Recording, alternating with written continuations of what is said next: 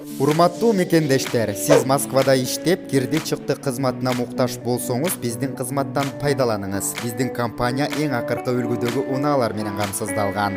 Салондо акысыз Wi-Fi бар, жана документтер жагынан жардам беребиз. Бизде көп жылдык тажрыйбасы бар айдоочулар иштейт. Байланыш үчүн номерлерибиз +7 926 725 38 85 +7 999 997 46 76.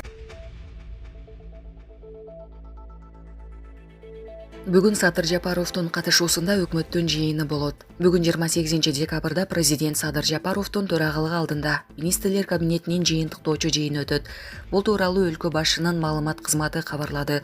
Маалыматка ылайык, жыйында министрлер кабинетинин 2022 жылы аткарылган иштери боюнча отчет угулуп, ошондой эле министрлер кабинетинин 2023 жылга иш планы каралат.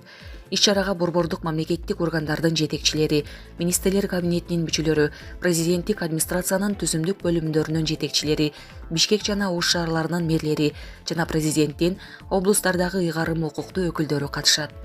Жыйын 14:00 ОТРКда, республикалык жана облустук телеканалдарда жана соц тармактарда, баракчаларда түз алып көрсөтүлөт. Улак Супер Кежи. Абактагы 2 аял ачкачылыкты токтотту. Бийликти күч менен басып алууга аракет кылган деп айыпталган активист Рита Карасартова ачкачылык акциясын токтотту. Кармалган жарандын катын кызы Касиет Мамырбай өзүнүн Facebook баракчасына жарыялады. Анда Рита Карасартова ачкачылык акциясын 27 декабрда токтоткону айтылат. Ал белгилегендей, камактагылардын баары эркиндик үчүн күрөштү күтүп жатышат. Активист Перизат Суранова дагы кече 27 декабрда ачкачылык кармоону токтотту. Бул тууралуу анын жактоочусу Жаныш Бараков билдирди. Эскерте кетсек, буга чейин ачкачылык жарыялаган 10 киши тамак иче баштаганы айтылган. Булак Назар Ньюс Кежи. Кыргызстанда оң ролдуу автоунааларга мунапыс берүү каралууда. Кыргызстанда оң ролдуу автоунааларга мунапыс берүү пландалууда. Бул тууралуу Жогорку Кеңештин мыйзамдуулук, укук тартиби, кылмыштуулук жана коррупцияга каршы күрөшүү боюнча комитетинин жыйынында Ички иштер министрлигинин жол кыймылынын коопсуздугун көзөмөлдөө башкармалыгынын башчысы Азамат Исраилов билдирди. Бул үчүн министрлер кабинетинин башчысынын буйругу менен жумушчу комиссия түзүлдү. Биз Казакстандын тажрыйбасына таянып, импорттук автоунааларды мыйзамдаштыруу маселесин карап жатабыз. Бул бир жолку акция болот, бирок бул маселени Ички иштер министрлиги жалгыз чече албайт. Бажы жагынан жол жоболоштуруу маселеси да бар. Комиссияга 10 февралга чейин маселени чечүү тапшырмасы берилди, деди Исраилов. Буга чейин темир толпарларды мыйзамдаштыруу талабы менен өкмөт үйүнүн алдында бир нече митингдер өткөн. Жакында оң ролдуу автокөлүктөрдү алып кирүүгө тыюу салуу боюнча өткөн акцияда мунапыс берүү өтөнүчү айтылган. Кыргызстанда 1,2 миллиондон ашык автоунаа бар. Расмий маалымат боюнча алардын 200 миңге жакыны оң ролдуулар. Ошол эле учурда адистердин айтымында оң ролдуу 10 миңдеген автоунаалар эсепке алынбаган бойдон калууда. Ошондой эле буга чейин Жогорку Кеңештин депутаттары оң ролдуу машиналарды алып кирүүгө уруксат берүүнү демилгелеген. Анткени менен Кыргызстандын министрлер кабинети оң ролдуу техникалардын айынан жол кырсыгы көбөйүп жатканын айтууда. Жакында президент Садыр Жапаров оң ролдуу унааларды алып кирүүгө каршы экенин билдирди. Ички иштер министрлиги да мындай таксилерге тыюу салууну колдойт. Эске салсак, бир нече күн мурун Казакстанда 20 миң оң ролдуу унаа мыйзамдаштырыла тургандыгы айтылган. Булак Спутник Кежи. Лейликте тажикстандыктар уурдап кеткен малдар кайтарылды. Лейликте Кыргызстан менен Тажикстандын милиция кызматкерлери сүйлөшүүлөрдүн негизинде уурдалган малдар кайтарылды. Бул тууралуу Баткен облустук ички иштер башкармалыгынан билдиришти.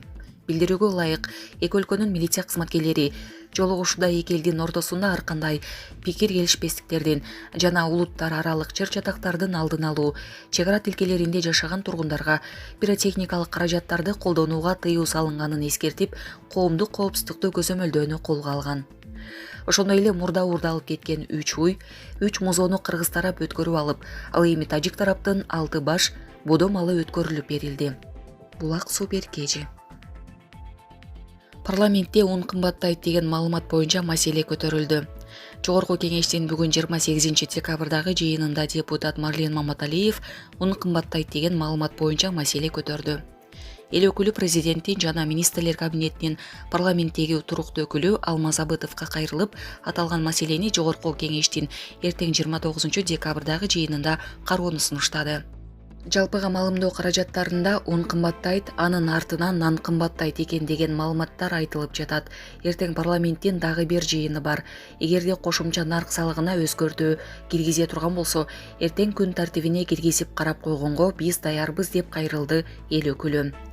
Төрага Нурланбек Шакиев аталган маселе боюнча министрлер кабинетинин төрагасы Акылбек Жапаров менен сүйлөшүүлөр болгонун кошумчалады. Эртең күндүн экинчи жарымында министрлер кабинетинин төрагасы Акылбек Жапаров келет. Бул жерде ушул суроолорго жооп берип кетет, деди төрага. Буга чейин жаңы жылдан баштап буудайдын баасы 12%, 14-15%га кымбатташы мүмкүндүгү айтылган. Ага un комбинаттарында дандын жана ундун запасы аз экени жүйө келтирилген.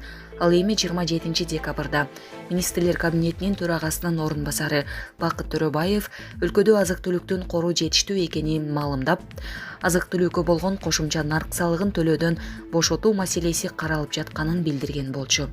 Булак Супер Кежи.